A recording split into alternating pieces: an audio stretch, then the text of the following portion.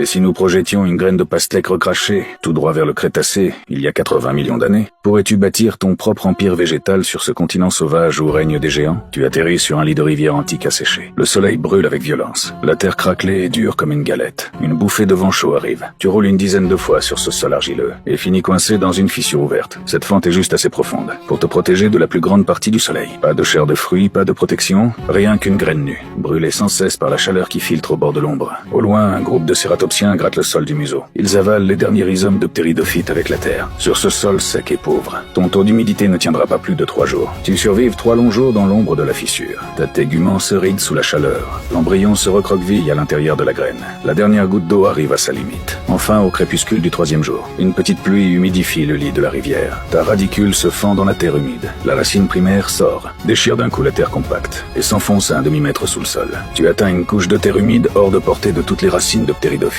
Tu as survécu ton premier mois. Tu ne te hâtes pas de pousser vers le haut. Au-dessus du sol, 3 petites feuilles flétries sont étalées sur le sol. Même les sabots des cératopsiens ne prennent pas la peine de les piétiner. Mais sous terre, ton activité dépasse celle de n'importe quel ptéridophyte. La racine principale grossit en une racine de stockage épaisse comme le pouce. Les racines latérales s'étalent en réseau horizontal. Elles absorbent chaque goutte d'eau souterraine dans un rayon de 2 mètres. À l'intérieur, tu ne grandis pas. Tu accumules des réserves. Tu attends le moment de produire un fruit. Au 50e jour, la première fleur jaune s'épanouit. Une abeille primitive est attirée par le pollen et se pose. Elle tourne maladroitement 2 fois dans les étamines et réalise ta première pollinisation. Après la chute de la fleur, un fruit vert pâle commence à gonfler. À la fin de la saison sèche, tu verses sans retenue toute l'eau que tu as pompée sous terre dans ce fruit. Il grossit de plus en plus. Il devient de plus en plus lourd. Les tiges traînantes sont écrasées contre le sol, comme si elles traînaient un cœur vert. Le premier à le découvrir est un jeune cératopsien. Alors qu'il gratte le sol pour chercher des racines, il remarque cette sphère vert pâle. Ce n'est pas une ptéridophyte, ce n'est pas une cicadée, ce n'est rien de ce qu'il a vu au cours de sa courte vie. Il baisse la tête, il le touche du museau et mord prudemment une bouchée.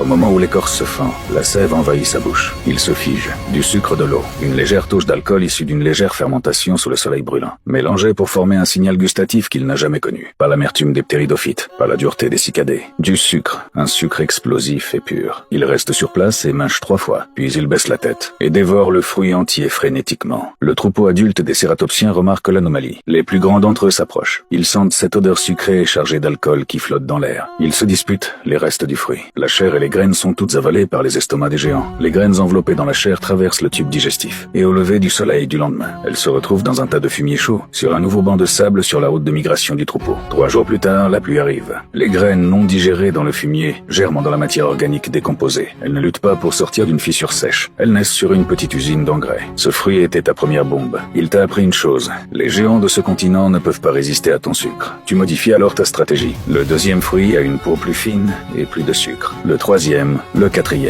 Tu les places aux endroits les plus visibles de tes tiges traînantes pour qu'ils mûrissent rapidement sous le soleil de la saison sèche. Tu ne produis pas simplement des fruits. Tu poses des mines. Les cératopsiens changent leur itinéraire de migration. Ils font un détour pour passer par la zone couverte par tes tiges. Chaque année à la même saison. Tes fruits mûrissent toujours au moment le plus dur de la saison sèche. Quand les autres plantes se dessèchent, tu es au contraire à ton apogée pleine sucrée et prête à se fendre. Ils t'attendent. Plusieurs générations plus tard, ce comportement est gravé dans la mémoire collective du troupeau. À cet endroit, à cette époque de l'année, il y a quelque chose qui donne la tête légère mais qui fait du bien. Ton empire ne s'est pas construit avec des épines, ni avec des poisons. Avec du sucre et de l'alcool, tu as transformé les plus grands herbivores du Crétacé en tes paysans. Ils ameublissent la terre pour toi. Ils t'apportent de l'engrais. Ils transportent tes graines vers des endroits que tu ne pourras jamais atteindre. Et tout ce que tu dois faire, c'est produire à temps des fruits à la fin de chaque saison sèche et attendre qu'ils viennent les consommer. Tu n'as pas conquis le Crétacé. Tu as fait en sorte que le Crétacé ne puisse plus se passer de toi. Dans ce jeu de survie sur la Terre qui dure depuis des milliards d'années, les empires les plus puissants ne sont jamais bâtis sur la conquête. Ils sont bâtis sur la dépendance absolue. Et ces cératopsiens ne comprendront jamais jusqu'à leur mort que cette douceur qui les a sauvés pendant la saison sèche est une taxe impériale façonnée au fil de millénaires par une plante grimpante.